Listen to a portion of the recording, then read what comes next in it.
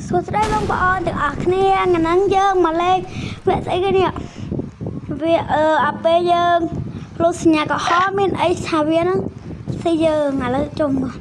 ដល់ល្អចេកធ្លាក់ងាប់បាទបងប្អូនហើយ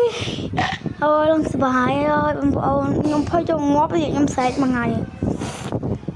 ហើយវគ្គហ្នឹងលោខ្លាំងមែនតើបងប្អូនខ្ញុំហក់ឡាយនោះខ្លាចងាប់អត់ឆ្លេងឃើញអត់ឥឡូវងាប់ទៀតអត់ជែកបងប្អូនហើយទុំបានចុះសលេងមិញហ្នឹងរត់មកហត់ពេករត់តាំងផ្ទះក្រមមកអត់ផ្ទះមុខនោះក្បាលខ្មោចហ្នឹងតាំងវាដាក់ស្អីមកនោះផកហមហើយយើងជិះហោះនោះរ៉ូណាល់ដូយើងជិះហោះហើយเป็นแฟนខ្ញុំជួយដាក់ឈ្មោះចុចបេះដូងឲ្យហោះបាទ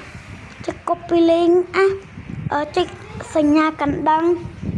នឹងចុច subscribe ទាំងអស់គ្នាបាទហើយរឿងយើងរៀងវែងដល់ខ្មោចចិត្តមកស្យើងមកចូលនីតិត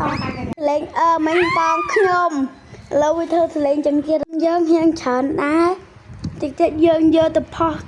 ក្នុងទូកហើយបងប្អូនចាំជួយ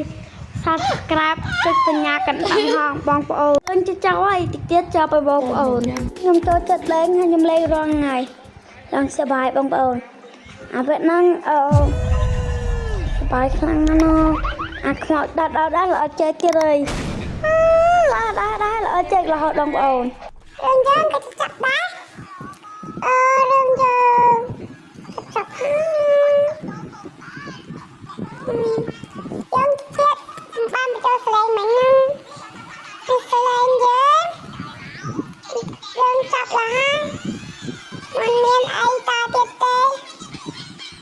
សូមជម្រាបលាបាយបាយចាំមើលវគ្គ2បាយបាយបងប្អូនទាំងអស់គ្នាយើងឈប់ធ្វើបន្តទៀតហើយវគ្គហ្នឹងយើងឈប់ថាទៀតហើយអត់ចេះទៀតហើយយើងក៏ឈប់ថា